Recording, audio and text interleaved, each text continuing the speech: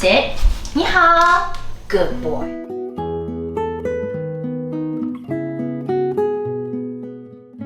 Hello, today we're going to make some chili oil. Chili oil comes in a great varieties. From the classic Sichuan style that has more oil than solids and is usually not salted, to the Guizhou variety from the neighboring province that has a lot more solids than oil, to the Chuzhou style that has an addition of soy sauce, to also maybe the Hong Kong style of XO sauce that has shredded pieces of dry shrimp and scallops for added crunch and umami. Today, what I'm making is going to be a modified version of the more Sichuan style. You can really test around and create a version that suits you best. I usually don't make a huge amount. Every few weeks, I make a small bowl, and that way, next time I can make it a little differently. First of all, let's talk about the chili. The oil is only going to be as flavorful as the kind of chili you use. So I usually like to do a mix. And I highly recommend using the Korean style chili that they use for making kimchi. It's brightly red, it imparts a beautiful color, very aromatic, and it's not very spicy. Let's say use a heaping tablespoon. And to that, I will add some Sichuan style 朝天椒, which means heaven-facing peppers. It's medium spicy, a lot spicier than this, and also very aromatic. Let's say add another equal amount. And to that, we'll add a large pinch of salt, a little bit of sugar. If you don't want sugar, it's fine as well, but it just gives it a little more complexity. And I will add a handful of sesame. And very often in China, people will add some MSG or chicken bouillon powder. And I have here some shiitake mushroom umami powder.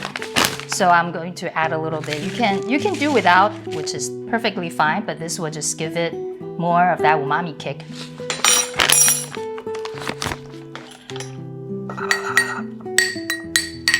And then we're gonna pour hot oil over it. And now let's talk about the oil. There's a fallacy that I absolutely need to debunk here.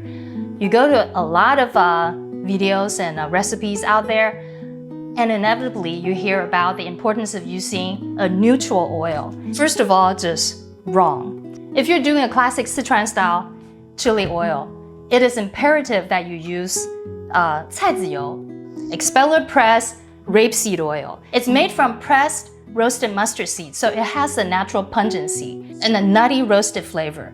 And that is really the base of a lot of the Sichuan cooking. So the importance of 菜籽油 to Sichuan cooking is just like a good extra virgin olive oil to Italian cooking. So saying that you should use a neutral odorless oil for your chili oil is just like saying to make a pesto you should use odorless canola to emphasize the flavor of the basil. If you cannot find good rapeseed oil, find something else that actually smells good to you. You can use olive oil. Sometimes I use rice oil. You can use peanut oil, grapeseed oil. Just don't go for the chemically extracted, odorless, colorless kind. Now let's talk about the things that will go into the oil. We're not making a huge amount, so we want some pieces of ginger, and I've washed it. I won't even bother to peel the ginger because the skin actually has plenty of flavor. And we'll have a few slices of onion and some garlic. The garlic, I will chop it fine because I want to keep pieces of fried crispy garlic in the oil. And for the amount of oil, look at this. So I want the solids to take up about 20 to 30%. So basically, we're gonna use about oil up to like 80% full for a bowl like this. And we'll heat it up. Look at that beautiful golden color. And right away, you can put your ginger and onion pieces in.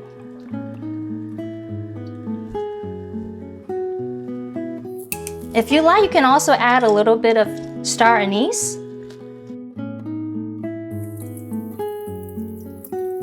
As the oil starts to heat up, you hear the sizzle and see the bubbles rise up. And we're gonna fry until everything is dry and brown. And keep it at a medium-low heat. And now that you see that things are starting to shrivel and brown, this is when I will add a handful of huajiao and Sichuan pepper.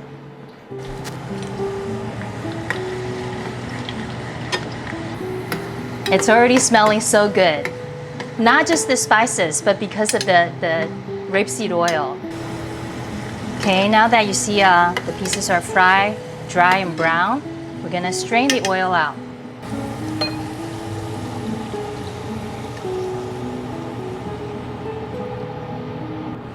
And we want to squeeze out the oil.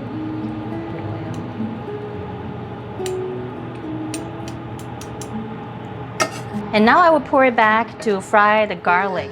It's an extra step because I want to keep the garlic in the oil for crunch. And this will happen very fast. You don't want to burn the garlic, it will be bitter. And you want to keep the heat low and slow. Okay, now you see it's starting to turn golden. We'll give it a few more seconds and turn off.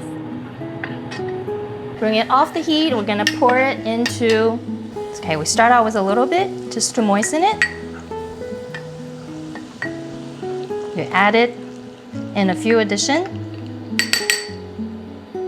And now I think we can just pour it all in. Oh my God, you smell it. It smells so good. Continue to sizzle. If you can let it sit, the flavor will continue to deepen.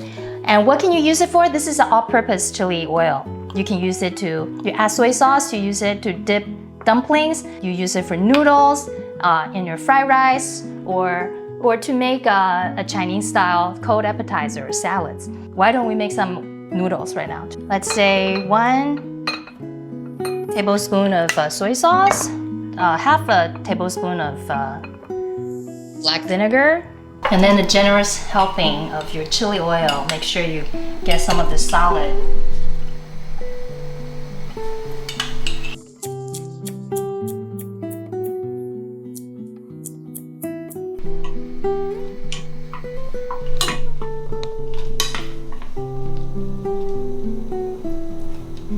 A little bit of cilantro, a little bit of scallion, fresh roasted peanuts. And so this is my ideal snack. Comes 4 o'clock in the afternoon when I just want a little flavor, something spicy in my mouth. Let's see.